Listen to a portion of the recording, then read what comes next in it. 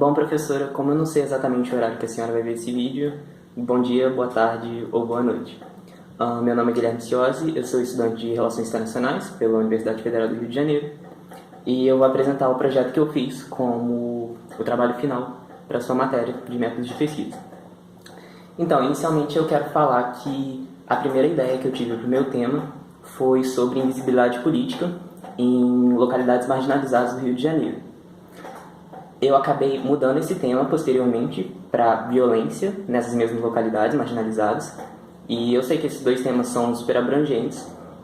Isso era meu tema geral no começo. E eu ia tentar buscar uma especificação depois que eu começasse a realmente trabalhar com esses temas. Acabou que eu voltei para o tema da invisibilidade política, já especificando já com uma ideia concreta de falar sobre invisibilidade política e pública na Vila Residencial da UFRJ, que é o lugar que eu estou morando aqui no Rio de Janeiro. Mas, para entender realmente por que a Vila Residencial se enquadra dentro dessa questão da visibilidade política, eu acho que eu preciso fazer uma espécie de panorama do próprio processo de formação histórica da Vila Residencial. Então, a Vila Residencial começou com o início da construção da Ponte Rio-Niterói, em 1969. Quando essa construção começou a ser feita, foi estabelecidos 6 canteiros de obras espalhados em determinadas regiões do Rio de Janeiro, que eram regiões consideradas pontos estratégicos para facilitar a construção da ponte. Um desses canteiros foi situado na região do extremo sul da Ilha do Fundão, que era um território da UFRJ, que foi cedido para o consórcio ali responsável pela construção da ponte Rio-Niterói. E nessa região se estabeleceu uma vila de operários, de trabalhadores que estavam incumbidos de, realizar as obras, parte das obras da ponte Rio-Niterói, e ali eles ficaram até o ano de 1975.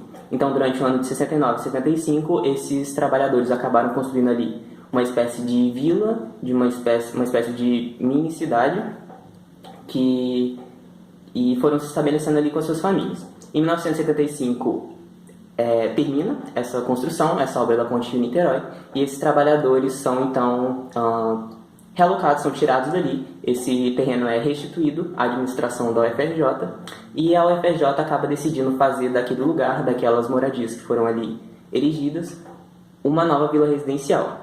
E essa nova vila residencial que a UFRJ tinha o objetivo de estabelecer, tinha o intuito de tirar alguns moradores que ainda estavam espalhados pela Ilha do Fundão, pela cidade universitária, que eram trabalhadores e antigos ilhéus do arquipélago, porque a Ilha do Fundão foi uma ilha que foi aterrada, Antigamente ela era um arquipélago de ilhas, e aí viviam ali alguns ilhéus, e aí depois do começo da construção da cidade universitária, esse arquipélago foi sendo aterrado. E aí existiam alguns moradores ilhéus e alguns moradores que eram trabalhadores da UFRJ que ajudaram a construir efetivamente a cidade universitária, morando em casas espalhadas pelo campus.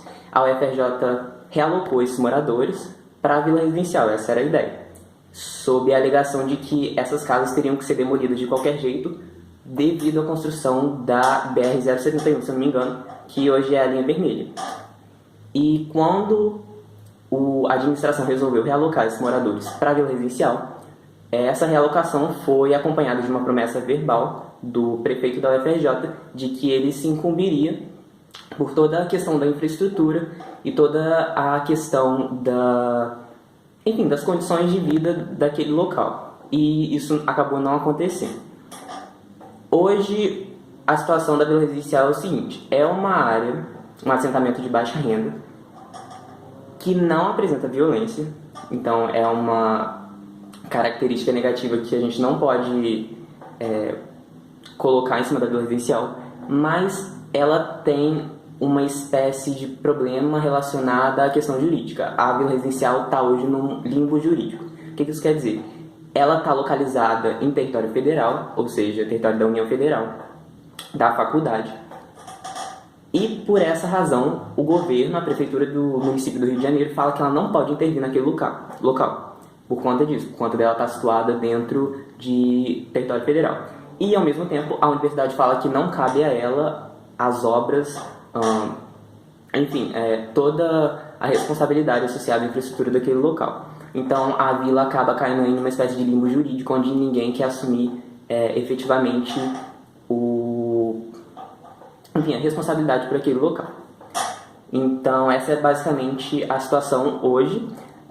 Houve uma tentativa de remoção dos moradores da vila residencial em 2001 pela UFRJ, porque aconteceu um episódio de violência. Os episódios de violência associados à vila residencial são muito pontuais. Esse aconteceu em 2001 e depois disso a UFRJ tentou estabelecer então essa realocação dos moradores.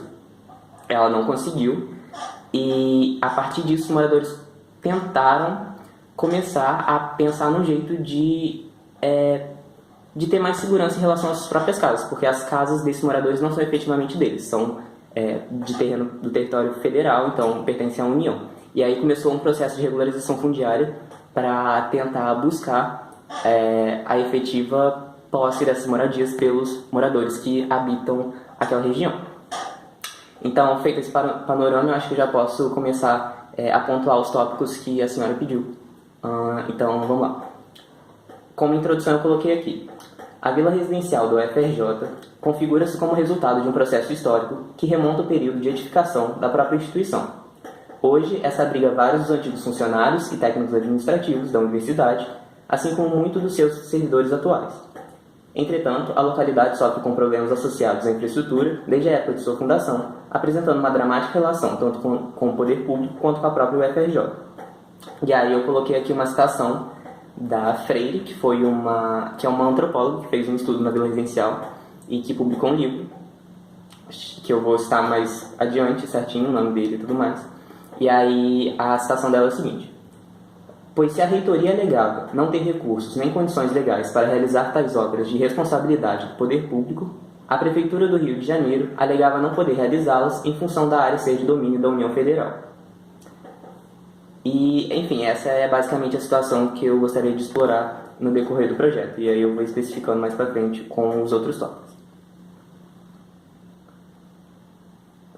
A pergunta que eu fiz no meu trabalho foi a seguinte: com o processo de regularização fundiária iniciado em 2006, a relação de amparo, visibilidade e reconhecimento entre a vila residencial, o poder público e a própria UFRJ apresentou melhorias? Então essa é a minha pergunta central que eu estou tentando buscar responder ao longo da realização do projeto, sendo objeto de análise a própria relação entre essas três entidades, a vila residencial, a UFRJ e o poder público. A justificativa que eu dei para a realização desse projeto, do porquê que esse projeto é pertinente, foi o seguinte: o projeto apresentado mostra-se relevante na medida em que visa proporcionar maior visibilidade política a uma comunidade que sofre com o descaso público e com o não reconhecimento de suas demandas nas esferas institucionais desde o período de sua fundação. Além disso, entende-se que há a existência de uma dívida histórica da universidade para com os moradores da vila residencial, cuja análise revela-se essencial para a compreensão efetiva da relação entre a comunidade e a UFRJ. Essa seria então minha justificativa do porquê o trabalho é relevante, é pertinente para ser efetivamente feito, realizado. Os objetivos que eu apontei no trabalho tem o principal, e tem outros três objetivos, os objetivos específicos. O principal seria o seguinte: entender as mudanças ocorridas nos vínculos